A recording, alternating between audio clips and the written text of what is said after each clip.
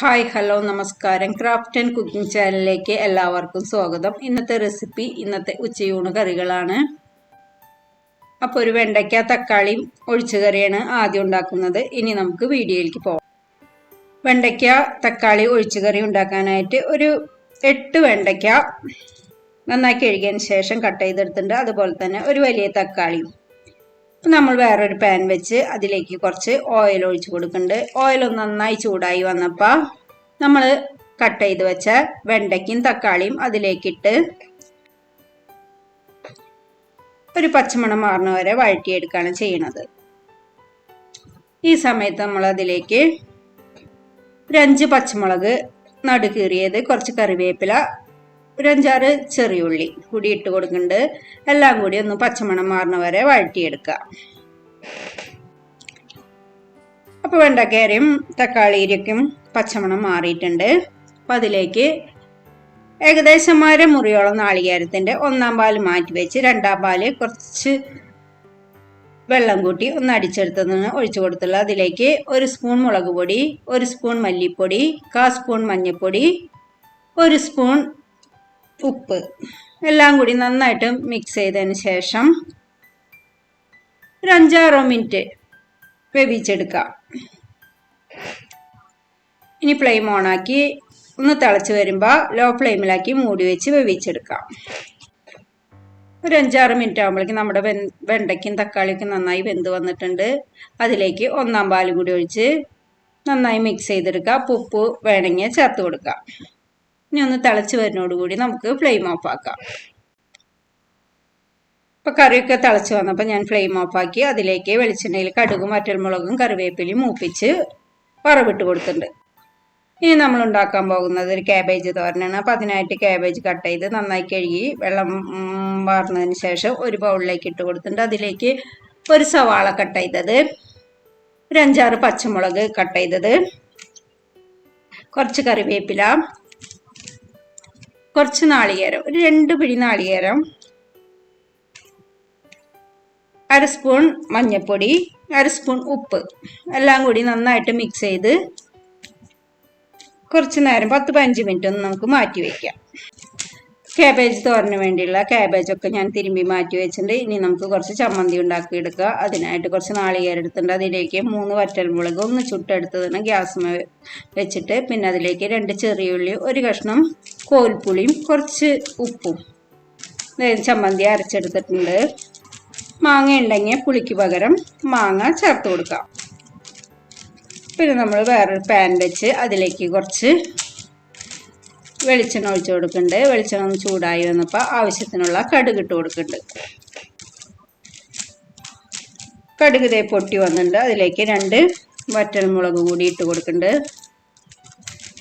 കടുകും വറ്റൽമുളകൊക്കെ നന്നായി മൂത്ത് വന്നപ്പോൾ നമ്മൾ തിരുമ്പി മാറ്റി വെച്ച ക്യാബേജ് നന്നായി കൈകൊണ്ട് പിഴിഞ്ഞതിന് ശേഷം അതിലേക്ക് ഇട്ട് കൊടുക്കാം.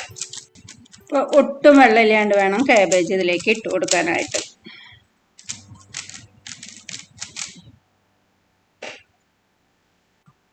ഇനി തീയൊന്ന് കൂട്ടി വെച്ച് എല്ലാം കൂടി നന്നായിട്ട് മിക്സ് ചെയ്തെടുക്കുക. മിക്സ് ചെയ്തതിന് ശേഷം ലോ ഫ്ലെയിമിലാക്കി ഇതുപോലെ ഒന്ന് പൊത്തി വെച്ച് കൊടുക്കുക.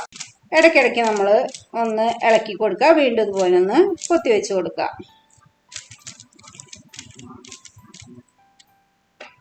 അപ്പോൾ നമ്മുടെ ക്യാബേജ് തോരനൊക്കെ റെഡി ആയിട്ടുണ്ട്. ഇനി നമുക്ക് മുട്ടപ്പം ഉണ്ടാക്കി. അതിനായിട്ട് ഞാൻ 4 മുട്ട എടുത്തിട്ടുണ്ട്. അതിലേക്ക് കുറച്ച് പച്ചമുളക് ചതച്ചത്, 4-5 പച്ചമുളക് ചതച്ചത്, ഓരോരുത്തരുടെ എരിവിനനുസരിച്ച് പച്ചമുളക് എടുക്കുക. അതുപോലെ തന്നെ കുറച്ച് കറിവേപ്പില, കുറച്ചധികം ചെറിയുള്ളി ചതച്ചതും, ആവശ്യത്തിനുള്ള ഉപ്പും, ഒരു 1/4 സ്പൂൺ ഉപ്പും കൂടിയിട്ട് നന്നായിട്ട് അടിച്ചെടുക്കണം. മുട്ട നന്നായി അടിച്ചതിന് ശേഷം മാറ്റി വെച്ചിട്ടുണ്ട്. പിന്നെ നമ്മൾ വേറെ പാൻ വെച്ച് കുറച്ച് ഓയിൽ ഒഴിച്ച് കൊടുത്തിട്ടുണ്ട്. അതിലേക്ക് കുറച്ച് പപ്പടം ഇതുപോലെ ചെറുതാക്കി കട്ട് ചെയ്ത് ഇട്ടൊന്ന് വറുത്തെടുക്കണം ചെയ്യുന്നത്. പപ്പടമൊക്കെ വറുത്തെടുത്തിട്ടുണ്ട്. ഇനി നമ്മൾ വേറെ പാൻ വെച്ച് അതിലേക്ക് കുറച്ച് ഓയിൽ, പപ്പടം വറുത്ത ഓയിലായാലും മതി.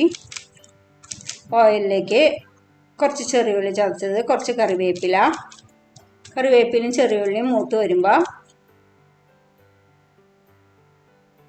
കുറച്ച് ചതച്ച മുളക്. അപ്പോൾ ഓരോരുത്തരുടെ എരിവിനനുസരിച്ച് കൂട്ടിയും കുറച്ചും മുളക് എടുക്കാവുന്നതാണ്. മുളകും ഉള്ളിയും കറിവേപ്പിലൊക്കെ നന്നായി മൂത്ത് വന്നിട്ടുണ്ട്. ഇനി അതിലേക്ക് നമ്മൾ വറുത്ത് മാറ്റി വെച്ച പപ്പടം ഇട്ട് നന്നായി ഒന്ന് മിക്സ് ചെയ്തെടുക്കണം. നമ്മുടെ പപ്പടം കുത്തിക്കാച്ചിയതും റെഡി ആയിട്ടുണ്ട്.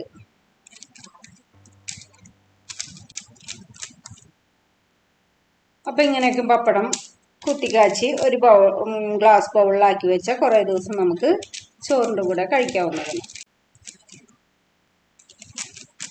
നമ്മൾ പാനിലേക്ക് കുറച്ച് ഓയിലും കൂടി ഒഴിച്ച് ഒന്ന് ചുറ്റിച്ചതിന് ശേഷം അതിലേക്ക് നമ്മൾ അടിച്ച് മാറ്റി വെച്ച മുട്ട ഒഴിച്ചു കൊടുക്കണം. മുട്ട ഒഴിച്ചതിന് ശേഷം ഒന്ന് ലോ ഫ്ലെയിമിലാക്കി വയ്ക്കുക. കുറച്ച് നേരം ഒന്ന് ലോ ഫ്ലെയിമിൽ ഇരിക്കുമ്പോൾ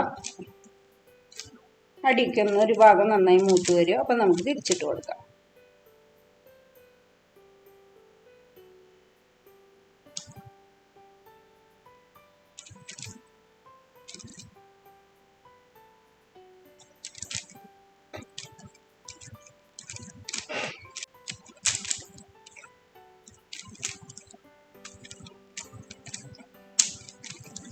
അപ്പോൾ നമ്മുടെ ഈസിയായ ഉച്ചയൂണ് കറികളൊക്കെ റെഡി ആയിട്ടുണ്ട്.